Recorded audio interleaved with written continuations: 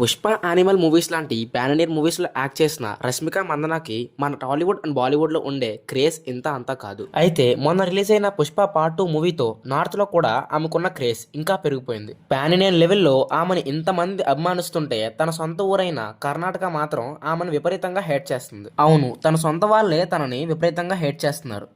అయితే ఇది ఎప్పటి నుంచే కాదు, రష్మిక మందన టాలీవుడ్ బాలీవుడ్ మూవీస్ లో యాక్ట్ చేస్తున్నప్పటి నుంచి. తనపై ఉన్న ఈ హేట్ కి ముఖ్య కారణం రక్షిత్ శెట్టితో తన ఎంగేజ్మెంట్ ని క్యాన్సిల్ చేయడమే. ఈ రక్షిత్ శెట్టి ఎవరో కాదు, కాంతారా మూవీ తీసిన రిషబ్ శెట్టికి సొంత తమ్ముడు. రష్మిక మందన తన ఫస్ట్ మూవీ రక్షిత్ శెట్టితో కిరిక్ పార్టీ అనే మూవీలో ఫస్ట్ టైం యాక్ట్ చేసింది.